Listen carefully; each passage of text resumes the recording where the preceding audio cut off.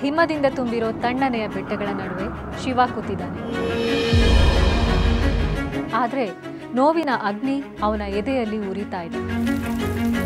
ಆ ನೋವು ಯಾಕೆ ಗೊತ್ತಾ? ಅವನ ಪತ್ನಿ ಸತಿ ದಕ್ಷ ಪ್ರಜಾಪತಿಯ ಮಗಳು ದಾಕ್ಷಾಯಿಣಿಯನ್ನ ಕಳೆದುಕೊಂಡಿರೋ ದುಃಖ. ಅವನೆಷ್ಟೇ ತಡೆದ್ರೂ ದಾಕ್ಷಾಯಿಣಿ ತನ್ನ ತಂದೆ ನಡೆಸ್ತಾ ಇದ್ದ ಯಾಗಕ್ಕೆ ಹೋದ್ಲು. ಅಲ್ಲಿ ಅವಳ ಪತಿ ಶಿವನನ್ನ ಹೀಯಾಳಿಸಿದ್ರಿಂದ ಅವಳಿಗೆ ಬಹಳ ಅವಮಾನ ಆಯಿತು. ಆತ್ಮಗೌರವ ಕುಗ್ಗಿ ಹೋದ ಹಾಗಾಯ್ತು. ಆ ಅವಮಾನ ಸಹಿಸೋಕ್ಕಾಗದೆ ದಕ್ಷನ ಮಗಳು ಎನಿಸಿಕೊಂಡ ಈ ಜನ್ಮವೇ ನನಗೆ ಬೇಡ ಅಂತ ಯಜ್ಞದ ಅಗ್ನಿಗೆ ತನ್ನನ್ನ ಅರ್ಪಿಸ್ಕೊಂಡ್ಳು. ಆದ್ರೆ ಪರ್ವತರಾಜ ಹಿಮವಂತನ ಮಗಳಾಗಿ ಇದೇ ಸತಿ ಮತ್ತೆ ಹುಟ್ಟಿ ಬಂತು. ಸತಿಯ ನಿರ್ಗಮನದ ನಂತರ ಶಿವ ಈ ಲೋಕದಿಂದಲೇ ವಿಮುಖನಾದ. ಲೋಕ ವ್ಯಾಪಾರಕ್ಕೂ ತನಗೂ ಸಂಬಂಧವೇ ಇಲ್ಲದ ಹಾಗೆ ಸಮಾಧಿ ಸ್ಥಿತಿಯಲ್ಲಿ ಧ್ಯಾನಸ್ಥನಾಗಿ ಕುಳಿತ. ಅವನಿಲ್ಲದೆ ಸೃಷ್ಟಿಯಲ್ಲಿ ಅಸಮತೋಲನ ಉಂಟಾಯಿತು. ಕಾಲ ನಿಂತು ಹೋದ ಹಾಗೆ, ಸೃಷ್ಟಿಕ್ರಿಯೆ ಸ್ತಬ್ಧವಾದ ಹಾಗಾಯಿತು. ಆದರೆ ಶಿವನಿಗಾಗಿ, ಆ ಮೂಲಕ ಈ ಲೋಕಕ್ಕಾಗಿ ಬ್ರಹ್ಮಾಂಡದಲ್ಲಿ ಒಂದು ದೊಡ್ಡ ತಯಾರಿಯೇ ನಡೀತಾ ಇತ್ತು. ಸತಿ ಮತ್ತೆ ಹುಟ್ಟಿ ಬಂದಿದ್ಲು. ಪರ್ವತರಾಜ ಹಿಮವಂತ ಹಾಗೂ ರಾಣಿ ಮೀನಾದೇವಿಯ ಮಗಳಾಗಿ ಪಾರ್ವತಿ ಅನ್ನೋ ಹೆಸರಲ್ಲಿ ಶಿವನ ಜಪವನ್ನೇ ಮಾಡ್ತಾ ಇದ್ಲು. ಶಿವ ಅಂದ್ರೆ ಅವಳಿಗೆ ಅಚ್ಚುಮೆಚ್ಚು. ಬಾಲ್ಯದಿಂದಲೂ ಅವಳಿಗೆ ಶಿವ ಅಂದ್ರೆ ಪ್ರಾಣ. ಅವನ ಕಥೆಗಳನ್ನ ಕೇಳೋ ಕುತೂಹಲ. ಶಿವನನ್ನ ಕಣ್ಣಾರೆ ನೋಡದೆ ಅವನ ಚಿತ್ರವನ್ನ ಮನಸ್ಸಲ್ಲಿ ತುಂಬಿಕೊಂಡಿದ್ಲು. ಸಮಾಧಿ ಸ್ಥಿತಿಯಲ್ಲಿರೋ ಶಿವನನ್ನ ಜಾಗೃತಗೊಳಿಸೋ ಹೆಣ್ಣು ಇವಳೇ. ಸತಿ ಗತಿಸಿದ ನೋವಿಗೆ ಪರಿಹಾರ ಇವಳೇ ಅಂತ ಋಷಿ ಮುನಿಗಳು, ದೇವಾನುದೇವತೆಗಳು ಮಾತಾಡ್ಕೊಂಡು ಇವರಿಬ್ಬರೂ ಒಂದಾಗೋದನ್ನ ಇಡೀ ಬ್ರಹ್ಮಾಂಡವೇ ಬಯಸ್ತಾ ಇತ್ತು. ಒಂದಿನ ಶಿವ ಧ್ಯಾನ ಮಾಡ್ತಾ ಇದ್ದ ಬಂಡೆಯ ಸಮೀಪ ಪಾರ್ವತಿ ಹೋದ್ಲು.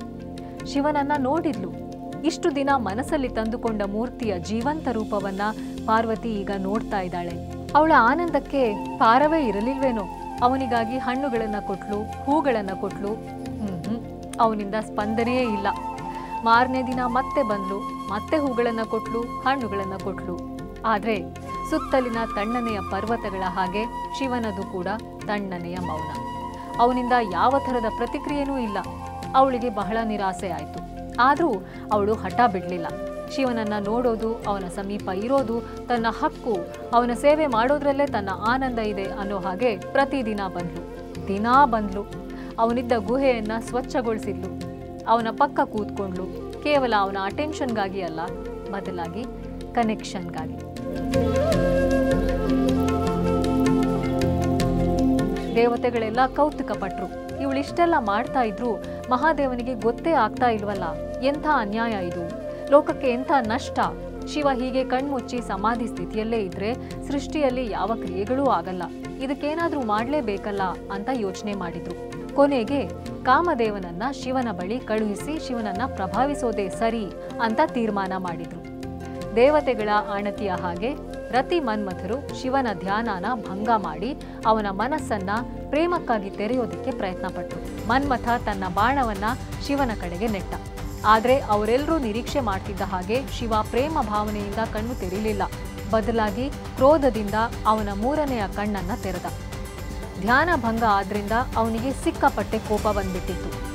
ಶಿವನ ಒಂದೇ ನೋಟದಲ್ಲಿ ಮನ್ಮಥ ಬೂದಿಯಾಗ್ಬಿಟ್ಟ.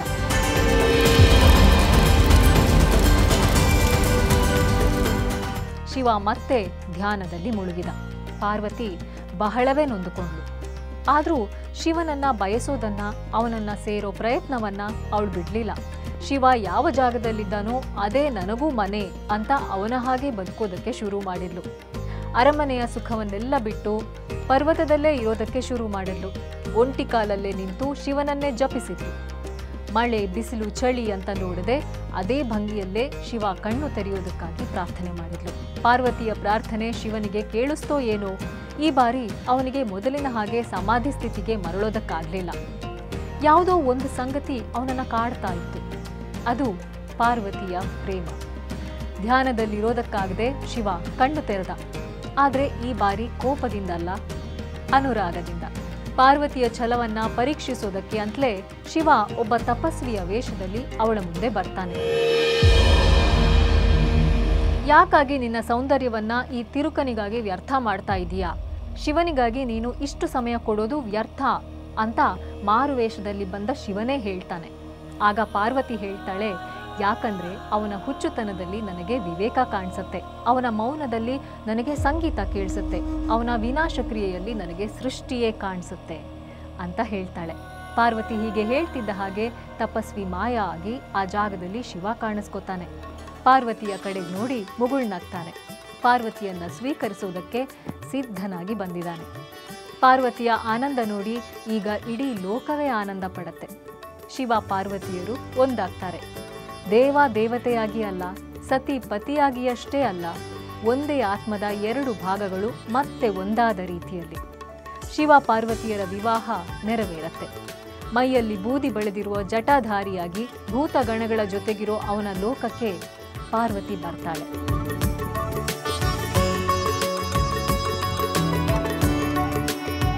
ಅಸ್ತವ್ಯಸ್ತವಾದ ಅವನ ಬದುಕನ್ನ ಇರೋ ರೀತಿಯಲ್ಲೇ ಸ್ವೀಕರಿಸ್ತಾಳೆ. ಅವನು ಬಯಸೋ ಏಕಾಂತವನ್ನ ಅರ್ಥ ಮಾಡ್ಕೋತಾಳೆ. ನಿಜವಾದ ಪ್ರೇಮದಲ್ಲಿ ಇನ್ನೊಬ್ಬರು ನಮ್ಮಂತಾಗೋ ಹೇರಿಕೆ ಇರೋದಿಲ್ಲ. ನಾವಿರೋ ರೀತಿಯಲ್ಲೇ ಮುಕ್ತವಾಗಿ ಇರೋದಕ್ಕೆ ಸಾಧ್ಯ ಆಗತ್ತೆ. ನಮ್ಮ ಪಾಲಿನ ಪ್ರೇಮ ನಮ್ಮನ್ನ ತಲುಪಿಯೇ ತಲುಪತ್ತೆ ಅನ್ನೋದಕ್ಕೆ ಇದಕ್ಕಿಂತ ಉದಾಹರಣೆ ಬೇಕಾ? ಪ್ರೇಮದಲ್ಲಿ ಒಂದಾಗಿರೋರ್ನ ದೇಹ ಎರಡು ಆತ್ಮ ಒಂದೇ ಅಂತ ಹೇಳ್ತೀವಿ. ಆದರೆ ಶಿವ ಪಾರ್ವತಿಯರು ಅರ್ಧನಾರೀಶ್ವರರು. ಆತ್ಮದಲ್ಲೂ ದೇಹದಲ್ಲೂ ಒಂದೇ ಆಗಿದ್ದಾರೆ. ಇವರಿಬ್ಬರ ಮಿಲನದಲ್ಲಿ ಸೃಷ್ಟಿ ಮತ್ತೆ ತನ್ನ ಸಮತೋಲನ ಕಂಡುಕೊಳ್ಳುತ್ತೆ. ಗಂಡು ಹೆಣ್ಣಿನ ಸಮಷ್ಟಿಯಲ್ಲೇ ಸೃಷ್ಟಿಯ ಸಮತೋಲನ ಅಡಗಿದೆ ಅಂತ ಶಿವ ಪಾರ್ವತಿಯರು ಎಷ್ಟು ಸೊಗಸಾಗಿ ಹೇಳಿಕೊಟ್ಟಿದ್ದಾರೆ.